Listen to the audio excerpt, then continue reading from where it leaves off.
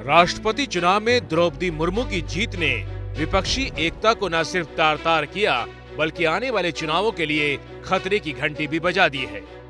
BJP के Murmu model ने उन राज्यों में भी विपक्षी एकता को ध्वस्त कर दिया है जहां आने वाले दिनों में विधानसभा के चुनाव होने हैं। यही वजह है देश के इतिहास में पहली बार राष्ट्रपति चुनाव की जीत का जश्न किसी राजनीतिक पार्टी ने इस तरह से बड़े पैमाने पर सेलिब्रेट किया। देश के कोने कोने में बीजेपी के छोटे बड़े नेताओं ने सड़क पर निकलकर मुर्मू की जीत का जश्न मनाया। बीजेपी के लिए ये जीत इसलिए बहुत बड़ी है क्योंकि बीजेपी ने आदिवासी वोटरों को इससे बहुत बड़ा संदेश दे दिया और क्रॉस वोटिंग का करंट इसकी गवाही देता है।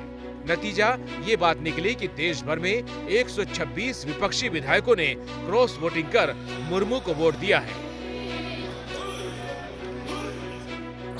इनमें असम के 22 एमएलए, मध्य प्रदेश में 18 एमएलए, महाराष्ट्र में 16 एमएलए, गुजरात में 10 एमएलए, झारखंड में 10, मेघालय में 7, बिहार में 6 एमएलए और छत्तीसगढ़ में भी 6 विधायकों ने मुर्मू के पक्ष में वोटिंग की। इसके अलावा यूपी, मेघालय, छत्तीसगढ़, गोवा, हिमाचल, हरियाणा, पश्चिम बंगाल और अरुणाचल में भी क्रॉस वोटिंग हुई। इनमें गुजरात, मध्य प्रदेश और छत्तीसगढ़ वो राज्य है जहां आदिवासी वोटरों की संख्या अच्छी है और यहां आने वाले दिनों में विधानसभा के चुनाव होने हैं। छत्तीसगढ़ में 31%, मध्य प्रदेश में 18% और गुजरात में 15% आदिवासी वोटर हैं। और इन राज्यों में विपक्षी एकता ने जो सेंध लगाई है उसके बारे में अनुमान ये है कि आदिवासी इलाकों से जीतने वाले विपक्षी विधायकों ने मुर्मू का समर्थन किया। ये वो राज्य है जहां चुनाव होने वाले हैं, जिसमें 6 महीने से 1.5 साल तक का समय है।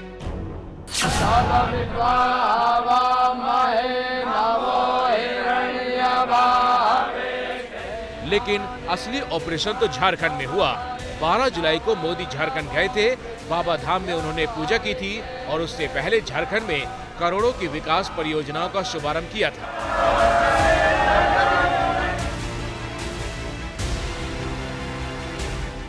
उसी के बाद ये चर्चा हो रही थी कि क्या झारखंड में हेमंत सोरेन पाला बदलने वाले हैं। इस चर्चा के बीच 3 दिन बाद ही 14 जुलाई को हेमंत सोरेन ने द्रौपदी मुर्मू को समर्थन देने का ऐलान कर दिया और अब जो जानकारी सामने आई है उसके मुताबिक झारखंड के 10 विपक्षी विधायकों ने मुर्मू को वोट किया है और ये विपक्षी कांग्रेस के विधायक हैं।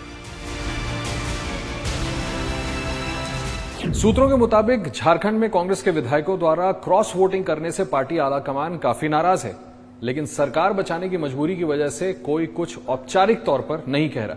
एबीपी न्यूज को सूत्रों से मिली जानकारी के मुताबिक 18 में से 9 से 10 कांग्रेस विधायकों ने क्रॉस वोटिंग की है।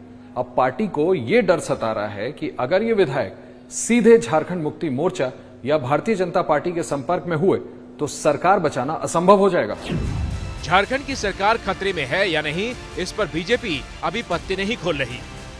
से 6 और झारखंड से 10 विधायकों ने क्रॉस वोट किया। क्या झारखंड की सरकार, जहाँ से यशवंत सिन्हा आते हैं, खतरे में है? जी ये मैं कुछ नहीं कहूँगा। ममता जी ने क्या कहा था?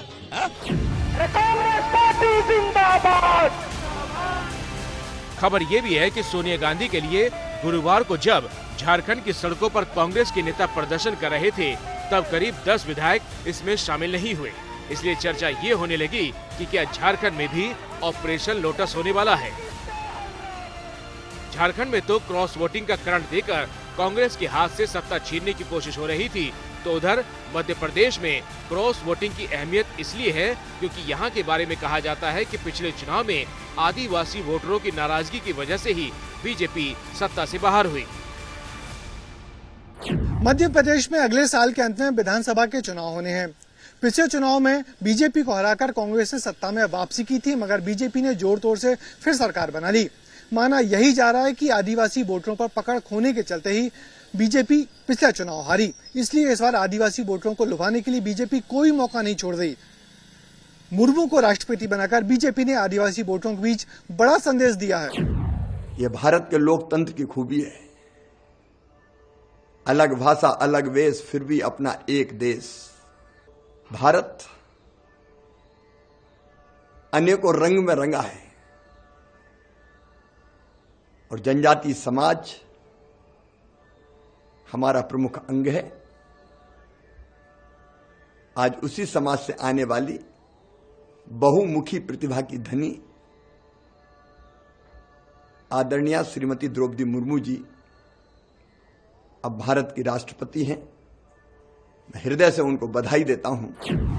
साल 2013 में बीजेपी के पास मध्य प्रदेश में एसटी के लिए रिजर्व 47 सीटों में से 32 सीटें थी, लेकिन 2018 के चुनाव में बीजेपी को महज 16 सीटों पर जीत मिली, जो राज्य में बीजेपी की सत्ता से बाहर होने का प्रमुख कारण बनी थी।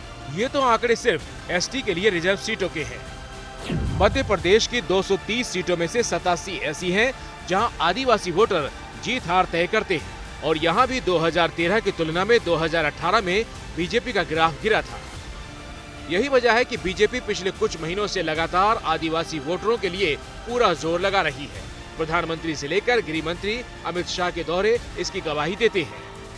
पिछले साल अक्टूबर को गृह मंत्री अमित शाह जबलपुर दौरे पर थे और उस दिन राज्य सरकार द्वारा आयोजित समारोह में शामिल हुए। ये कार्यक्रम आजादी की लड़ाई के दौरान शहीद हुए आदिवासी समुदाय से ताल्लुक रखने वाले राजा शंकर शाह और कुंवर रघुनाथ शाह के बलिदान दिवस पर आयोजित किया गया था। आदिवासी वोटरों को ध्यान में रखकर ही मध्य प्रदेश की चुनाव सरकार ने बिरसा मुंडा की जयंती यानी कि 15 नवंबर को जनजातीय गौरव दिवस घोषित किया था। पिछले कुछ महीनों में प्रधानमंत्री और गृह मंत्री आदिवासी वोटरों को लेकर बड़ी रणनीति बना चुके हैं। पिछले 7-8 महीनों में मध्य प्रदेश में आदिवासी वोटरों को जोड़ने के लिए, आदिवासी वोटरों पर अपनी पैठ बढ़ाने के लिए बीजेपी 5-6 बड़े प्रोग्राम मध्य प्रदेश में कर चुकी है। मध्य प्रदेश हो या झारखंड, गुजरात हो या छत्तीसगढ़, क्रॉस वोटिंग के इस करंट से विपक्ष हिला हुआ है और सत्ता पक्ष गदगद है। देखते जाइए क्रॉस वोटिंग का ये गेम क्या गुल खिलाता है। क्या मजबूरी है मेरी, बताइए। मैं अभी आपको बताती हूँ कि मैंने ओए होए होए होए नमकीन के चटकारे लेते हुए टकटकी मार के डिबेट शो को पॉज रिपीट कर करके देख रहे हैं जोगिंदर जी।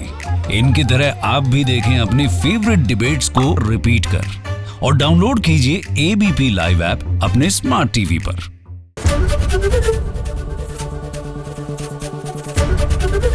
एबीपी न्यूज आपको रखे आगे।